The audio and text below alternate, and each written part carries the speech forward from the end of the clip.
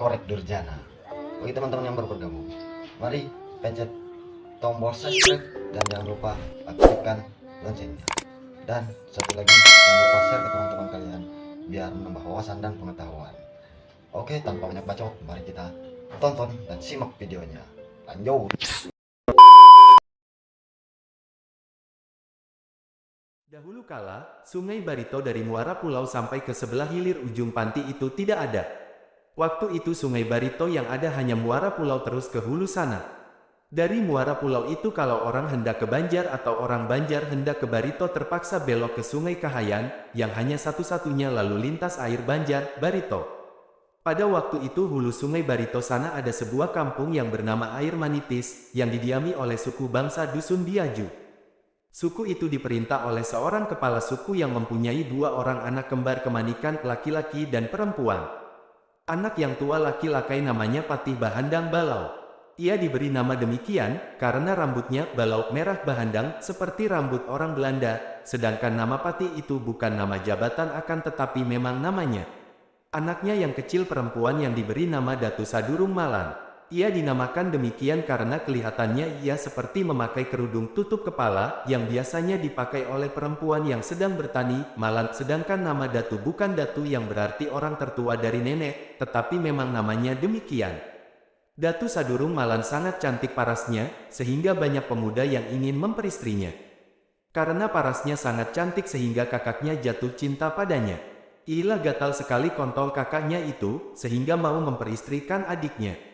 Pernah sekali ia bersama berada di sawah, pada waktu itu kakaknya mengatakan bahwa ia ingin memperistrinya, gila betul nih kakaknya, tentu saja Datu Sadurung Malan tidak akan mau kawin dengan kakaknya sendiri. Setelah kejadian itu Datu Sadurung Malan tidak lagi pergi ke sawah bersama kakaknya, kecuali kalau ada ayahnya, baru ia berani.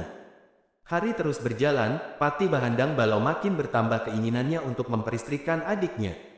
Orang tua mereka tidak mengetahui persoalan mereka berdua. Tidak kuat menahan hatinya lagi, maka Patih Bahandang Balau mengancam hendak membunuh adiknya kalau ia tidak mau kawin dengannya. Mendengar ancaman kakaknya itu, Datu Sadurung Malan berpikir hendak pergi jauh. Waktu tengah malam ketika kakak dan ayahnya sedang tidur, ia pergi keluar rumah dan terus turun ke sungai masuk ke dalam perahunya.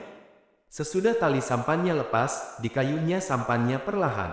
Hatinya terasa lega ketika ia telah jauh dari rumah. Dengan perasaan hati yang lega dipercepatnya kayuhannya, dan bermaksud hendak ke Banjar dan terus ke Jawa. Sampai di muara pulau, ia tidak mau belok ke Sungai Kahayan, karena ia takut kalau dikejar-kejar kakaknya. Dibuatnyalah jalanan sendiri, ditariknya sampannya sehingga terbentuk sungai kecil, wih kuat juga nih orang.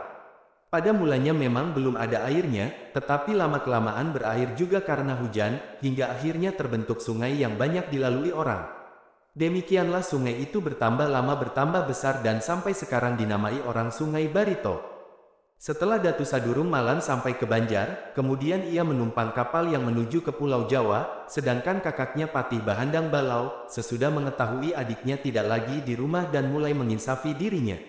Untuk menghibur hatinya yang sakit ia beristri dengan seorang perempuan di kampungnya, sampai beranak cucu. Anak cucunya sampai saat ini masih ada yang sekarang menjadi orang Barito atau orang Dusun Biaju. Setelah Datu Sadurung Malan mendengar kakaknya sudah mempunyai istri, ia kembali ke Kalimantan. Sebelumnya ia sudah bersuami dan beranak cucu. Anak cucunya hendak dibawanya ke Air Manitis kembali. Ia heran melihat bekas jalannya dahulu ramai menjadi lalu lintas orang. Ia hendak mendirikan rumah di Situn, kemudian ia menaruh ayam jantan ke arah matahati terbit, tetapi ayam itu tidak mau berkokok. Sesudah dihadapkan ke arah seberangnya, ayam itu mau berkokok, ia mempercayai bahwa itulah tandanya kalau tanah di situ baik untuk dibangun rumah. Dibuatnyalah rumah di sana, sampai akhirnya banyak orang tinggal di situ. Sampai sekarang kampung itu masih ada yang sekarang dinamai Kampung Bakumpai atau Kota Marabahan sekarang. Seperti itulah asal-usul terjadinya Sungai Barito, Kampung Bakumpai dan Kampung Orang Dusun.